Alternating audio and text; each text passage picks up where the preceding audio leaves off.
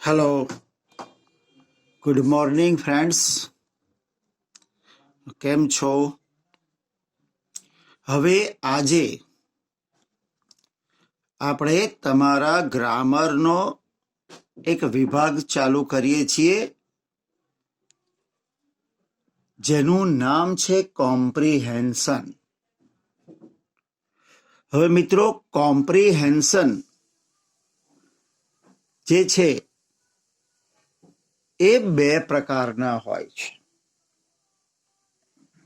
એક વર્બલ અને બીજો આવે નોન વર્બલ. હવે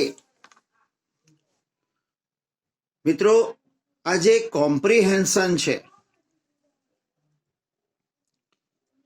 એમાં તમારે ક્વેશ્ચન આન્સર લખવાના હોય છે.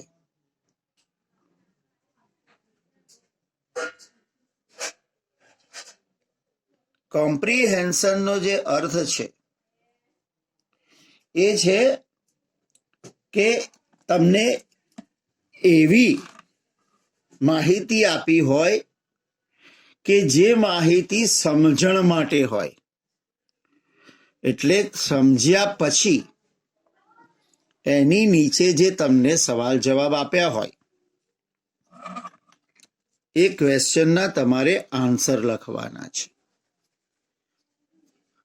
જેવી રીતે તમે તમારા ટેક્સ્ટમાં તમને પેરેગ્રાફ આપે અને એની નીચે ક્વેશ્ચન આન્સર આપે છે, સેમ એવી રીતે કોમ્પ્રિહેન્શનમાં પણ તમને માહિતી આપી હશે ને એના પરથી તમારે સવાલ જવાબ કરવાના છે. હવે મેં કહ્યું એમ કે કોમ્પ્રિહેન્શન બે ટાઈપના હોય છે, એક વર્બલ અને બીજો નોન વર્બલ. વર્બલ છે એક જાતના પાઠ જ હોય છે કે સ્ટોરી હોય છે. નાનકડા પેરેગ્રાફમાં સ્ટોરીનો એક ભાગ હોય અને એ સ્ટોરી પરથી તમને નીચે ક્વેશ્ચન પૂછ્યા હોય અને તમારે જે ક્વેશ્ચન પૂછ્યા હોય એના જવાબ આપવાના છે. જ્યારે નોન વર્બલ જે કોમ્પ્રિહેન્શન હોય છે એમાં તમને એક માહિતી આપી હોય. હવે આ માહિતી કેવી હોઈ શકે? કોઈ એડવર્ટાઇઝમેન્ટ હોઈ શકે, અથવા તો કોઈ જાહેરાતનું પાનું જે હોય, પેમ્ફલેટ આવે છે એનો એક ભાગ હોઈ શકે, અથવા તો કોઈ ટિકિટ હોઈ શકે, કાં તો કોઈ રેપર હોય,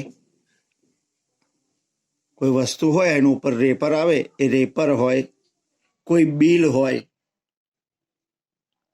તો આ પ્રકારનું તમને માહિતી આપેલી હોય અને તમારે એ માહિતીના પરથી જે સવાલો પૂછ્યા હોય એ સવાલોના જવાબ આપવાના છે. હવે મિત્રો, તમારે તમારી બુકમાં પેજ નંબર 64 પર રિવિઝન છે. આ રિવિઝનમાં 5મી એક્ટિવિટીમાં આવી નોન વર્બલ કોમ્પ્રિહેન્શન એટલે કે નોન વર્બલ માહિતી આપેલી છે અને એની નીચે ક્વેશ્ચન્સ છે. આજે આપણે એની ચર્ચા કરવાની છે અને એના પરથી આપણે સવાલ જે આપ્યા છે એના જવાબ લખવાનો પ્રયત્ન કરવાનો છે. હવે વિદ્યાર્થી મિત્રો, આ બહુ જ સરળ અને ઇઝીલી માર્ક્સ મળી જાય એ પ્રકારનો સેક્શન છે. આમાં તમારે જે નોન વર્બલ ટેક્સ હોય છે એ માહિતીને ધ્યાનથી વાંચી લેવાની અને એ વાંચ્યા પછી તમારે એના નીચે જે ક્વેશ્ચન્સ છે એના જવાબ આપવાના. તો આપણે આજે કેટલાક એક્ઝામ્પલ જોઈએ. તમારા બુકના પેજ નંબર 66 પર એક્ટિવિટી 5 છે. આ એક્ટિવિટી 5માં તમને એક માહિતી આપી છે. શું લખ્યું છે? Read the advertisement carefully and answer the questions. એટલે કે આ જાહેરાતને ધ્યાનથી વાંચો અને પ્રશ્નોના જવાબ આપો. સૌથી પહેલા આપણે માહિતીને સમજી લઈએ મિત્રો. માહિતી શું છે? અહીંથી ઉપરથી જોઈએ. જો પહેલી લીટીમાં સેલ સેલ સેલ એટલે કે સેલ છે 30% ઓફ, એટલે કે ડિસ્કાઉન્ટ વળતર કેટલું છે? 30% છે. અહીંયા તમને ફોન નંબર આપેલો છે. નામ છે પૂજા ડ્રેસીસ. ધેટ્સ મીન જે સ્ટોર છે એનું નામ છે પૂજા ડ્રેસીસ. નીચે શું લખ્યું છે? Readymade garments four kids, dresses for all occasions. અચ્છા, શું મળે છે? તો કે રેડીમેડ તૈયાર વસ્ત્રો. કોના માટેના? બાળકો માટેના. અને ડ્રેસીસ ફોર ઓલ ઓકેઝન્સ એટલે કે દરેક પ્રસંગ, ઓકેઝન્સ એટલે પ્રસંગ, દરેક પ્રસંગો માટેના ડ્રેસો. બાય 1 ગેટ 1 ફ્રી એટલે કે એક ખરીદો અને એક મફત મેળવો. હવે ત્યાં શું શું મળે જોઈ લો. Shirts, T shirts, frock, shorts, pants, trouser, party dresses. અચ્છા, ક્યાં આવ્યું? ગામડી 4 રસ્તા ગામડી. સમય શું છે?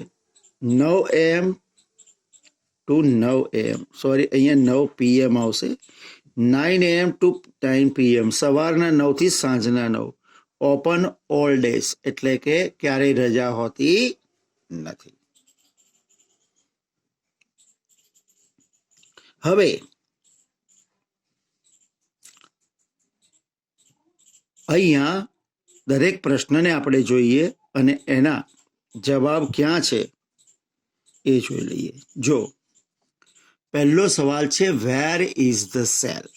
સેલ ક્યાં છે?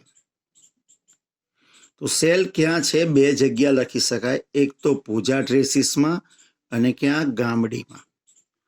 તો અહીંયા લખવાનું. જો હવે આપણે તમને અહીંયા લખીને જ બતાવું છું, ધ્યાનથી જો. Where is the sale. તો the sale is at Pooja Dresses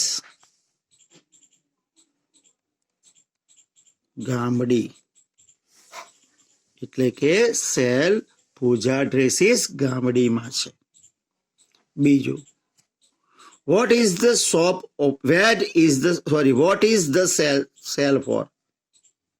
આ સેલ શેના માટે છે? તો this sale is for ready-made garments.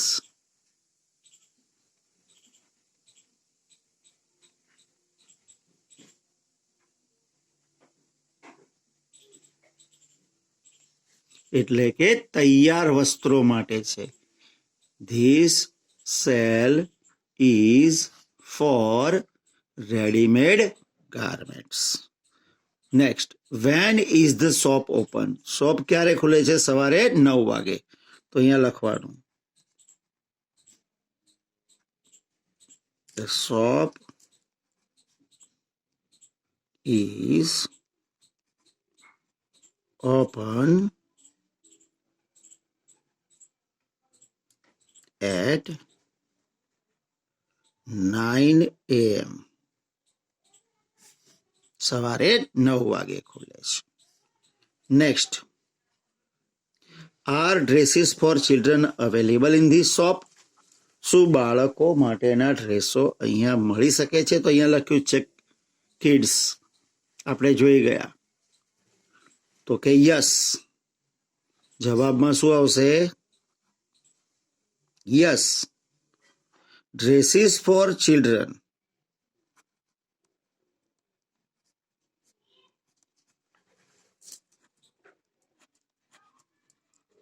are available in this shop. On which day is the shop closed? કયા દિવસે દુકાન બંધ હોય છે? તો કે આપણે જોયું હતું કે બધા દિવસ ખુલ્લી હોય છે, એટલે ક્યારેય બંધ હોતી નથી. તો અહીંયા લખવાનું the shop isn't closed any day. કોઈ પણ દિવસ બંધ હોતી નથી. What will you buy from this cell? આ સેલમાંથી તમે શું ખરીદશો? તો તમારે લખી શકાય કે ભાઈ આઈ વિલ બાય. હવે આમાં ઘણા બધા વસ્તુ હતી. જો ટી શર્ટ હતું, ફ્રોક હતું, શોર્ટ હતું, પેન્ટ હતું. તો છોકરો હોય તો લખવાનું કે ભાઈ I will buy T shirts and pants.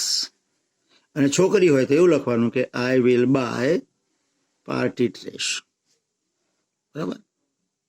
તો મિત્રો, આ જે હતું તમારું આ એડવર્ટાઇઝ પરથી એના સવાલ જવાબ. હવે આપણે બીજું જોઈએ. ધ્યાનથી જુઓ, અહીંયા શું લખ્યું છે?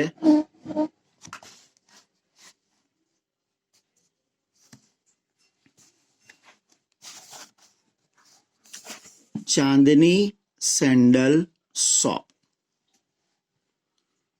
એટલે કે ચાંદની સેન્ડલ શોપ. સેન્ડલ એટલે ચંદન. ચંદનનો જે સાબુ આવે, ચંદનના સુખડના જે સાબુ આવે છે, જે અલગ અલગ કંપનીના, એ તમે જોયા હશે.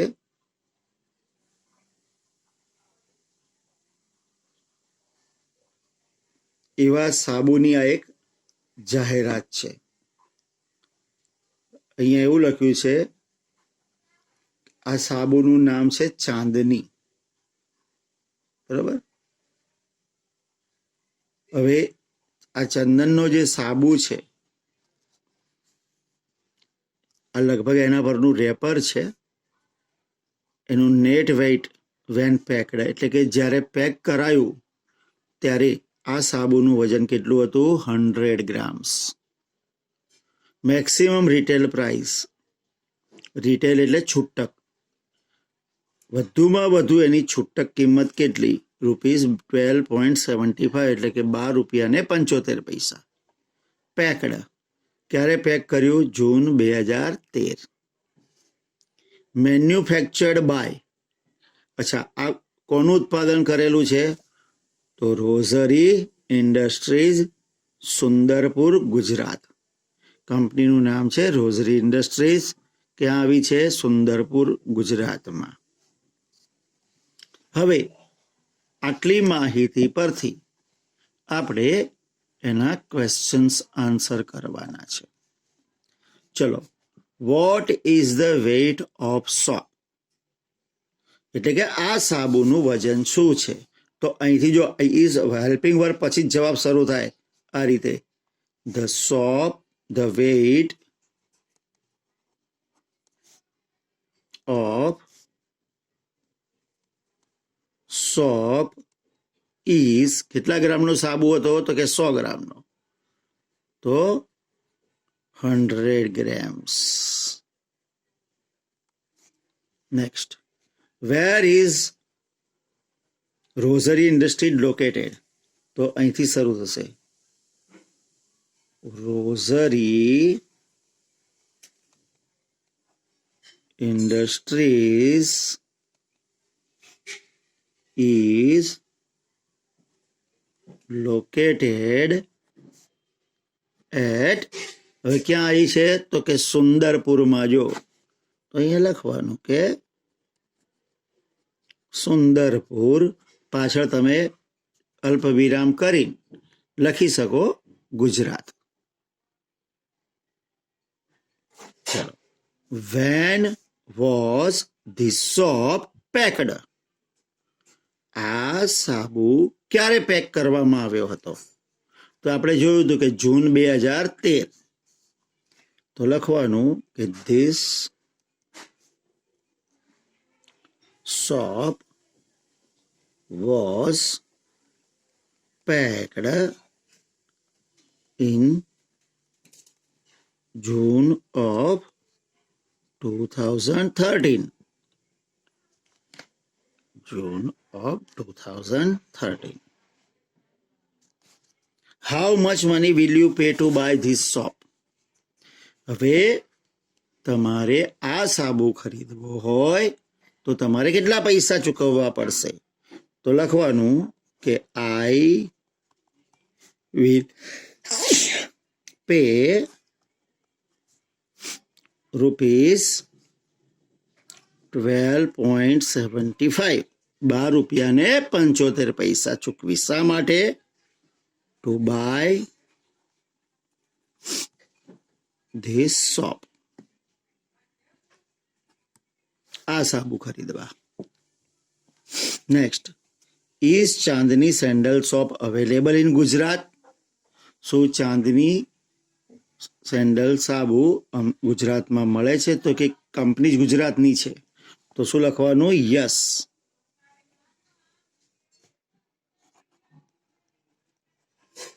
ચાંદની sandal soap is available in Gujarat. તો કે હા, ચાંદની સેન્ડલ શોપ તમને ગુજરાતમાં મળી શકે છે. તો મિત્રો, આ એક રેપર હતું અને રેપર પરથી આપણે સવાલના જવાબ લખ્યા. હવે આવે છે એક બિલ. હવે મિત્રો, આ જે બિલ છે, જો અહીં શું લખ્યું છે? Cash memo. મિત્રો, કેશ મેમોનો અર્થ થાય રોકડ પાવતી.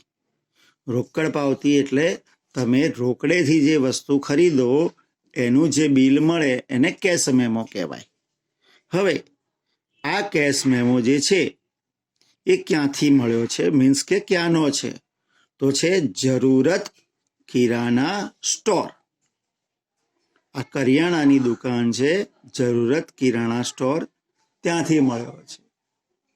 અચ્છા, એનો રજિસ્ટર નંબર બી આપ્યો છે N7441. અચ્છા, કઈ તારીખે વસ્તુ ખરીદી છે? 22/7/2013, એટલે કે 22 જુલાઈએ. હવે અહીંયા ખરીદનારનું નામ લખેલું નથી. અચ્છા, કઈ કઈ વસ્તુ ખરીદી છે એ જોઈ લો. અહીંયા છે પર્ટિક્યુલર્સ એટલે કે વિગતો, ક્વોન્ટિટી એટલે કે જથ્થો કેટલો લીધો એ, અને કેટલા રૂપિયા અને કેટલા પૈસા. તો જો સન બિસ્કિટ્સ એટલે કે સન બિસ્કિટ, કેટલા પેકેટ લીધા છે? 3. કેટલા રૂપિયા થયા? ટોટલ 22 રૂપિયા ને 50 પૈસા. બાદલ વોશિંગ પાવડરની 1 થેલી લીધી, કેટલા રૂપિયા છે? 19 રૂપિયા ને 50 પૈસા. બેંગલ ગ્રામ એટલે કે ચણાની દાળ 1 કિલો, કેટલા? 35 રૂપિયા. કોફી 50 ગ્રામ 28 રૂપિયા ને 50 પૈસા. મિલેટ ફ્લોર એટલે કે બાજરીનો લોટ 2 કિલો લીધો, 16 રૂપિયા ને 75 પૈસા. ચાંદની સેન્ડલ શોપ કેક. હવે ચાંદની સેન્ડલ શોપ કેક લીધી એટલે મીન્સ કે ચાંદની સાબુ લીધા. કેટલા? તો કે અહીંયા છે 4 સાબુ. 4 સાબુના કેટલા રૂપિયા થયા? તો કે 51 રૂપિયા. બાસમતી રાઈસ, તો કે બાસમતી ચોખા 1 કિલો કેટલા રૂપિયા? 33 રૂપિયા. સ્ટાર મિલ્ક એટલે કે સ્ટાર દૂધની થેલી 2 કેટલી? 16 રૂપિયા. અને ટોટલ રકમ થઈ 222 રૂપિયા ને 25 પૈસા. એટલે ટોટલ કિંમત કેટલી? 222 ને 25 પૈસા. મિત્રો, આ વિગતો તમારે યાદ રાખી અને ક્વેશ્ચન આન્સર લખવાના છે. મિત્રો, આમાં જાહેરાત છે એના પેજ ફરી જશે એટલે કદાચ અવારનવાર પાછળ જોવું પડે, વિગત યાદ ના હોય તો જરા ધ્યાનથી જોજો.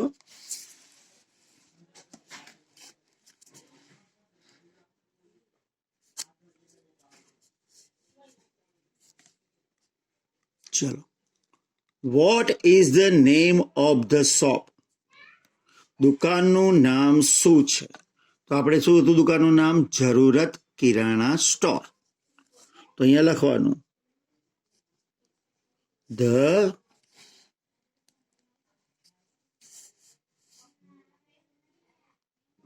Name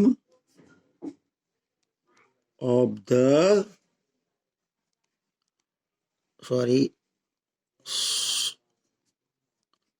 shop is Jaroorat Kirana store.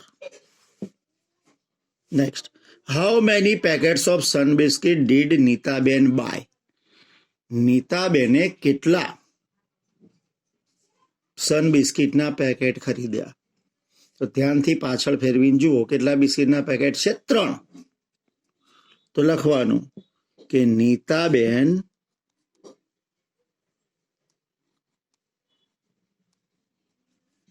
bought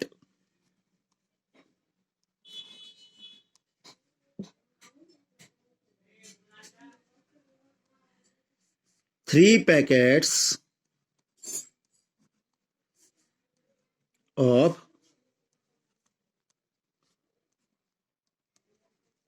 Sun biscuits. What is the price of kilo basmati rice? હવે મિત્રો, કિલો બાસમતી રાઈસનો શું ભાવ છે? તો મિત્રો, બાસમતી રાઈસ 1 કિલોના ભાવ છે 33 રૂપિયા. તો અહીંયા લખવાનું the price of 1 kilo basmati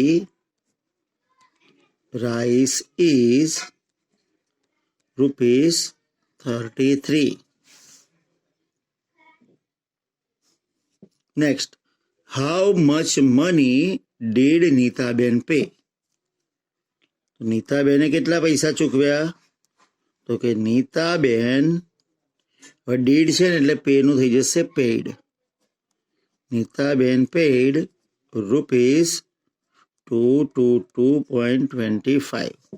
222 રૂપિયા ને 25 પૈસા. When did Nitaben go to this shop? Nitaben આ દુકાને ક્યારે ગયા હતા? તો નીતાબેન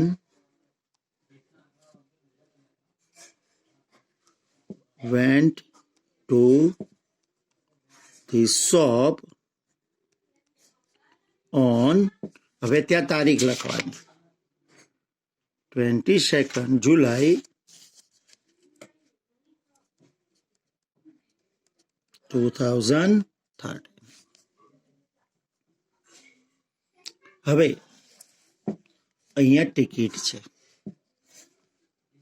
જો ભારતની ટિકિટ છે, ટિકિટનો નંબર છે અહીંયા 36 36,511, 983, 24/7/2013 ટિકિટ છે. અહીંયા CDGA, CDGA, VTS, DTGS આ ટિકિટના નંબર. આણંદથી ગાંધીનગરની ટિકિટ છે. 2 મોટા છે, 2 બાળકો છે અને ટોટલ રૂપિયા 64 થાય છે. 104 કિલોમીટર. હવે જવાબ લખો. From where did the train leave? Train ક્યાંથી નીકળશે? તો આણંદથી. The train left. લીવનું ભૂતકાળ ડીડ છે એટલે લીવનું left.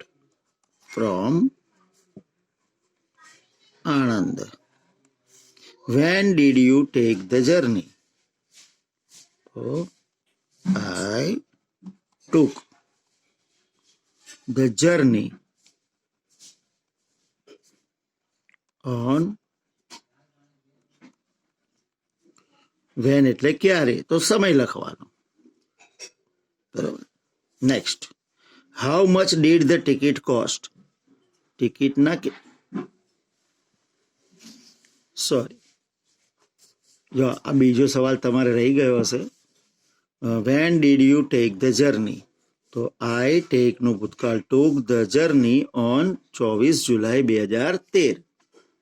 Next. How much did the ticket cost? The ticket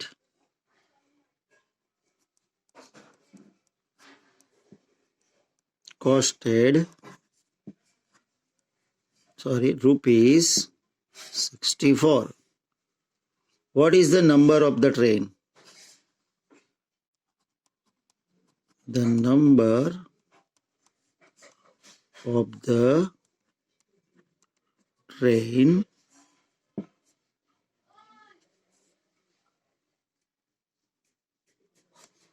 is, હવે જોઈએ,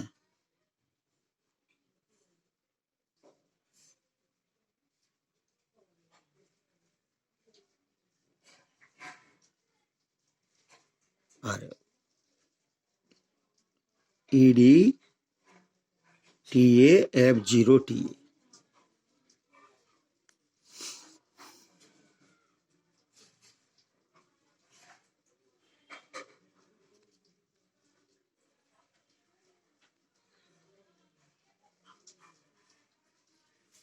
How many passengers can travel using this ticket?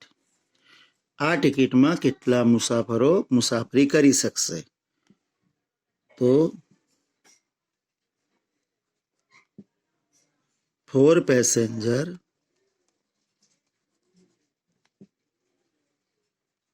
can travel using this ticket.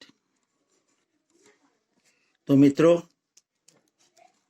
આ તમારી નોન વર્બલ ટેક્સ હતી. હવે નેક્સ્ટ ટાઈમ આપણે વર્બલ ટેક્સની ચર્ચા કરીશું. તો મિત્રો, ત્યાં સુધી મને રજા આપશો. આવજો. Thank you.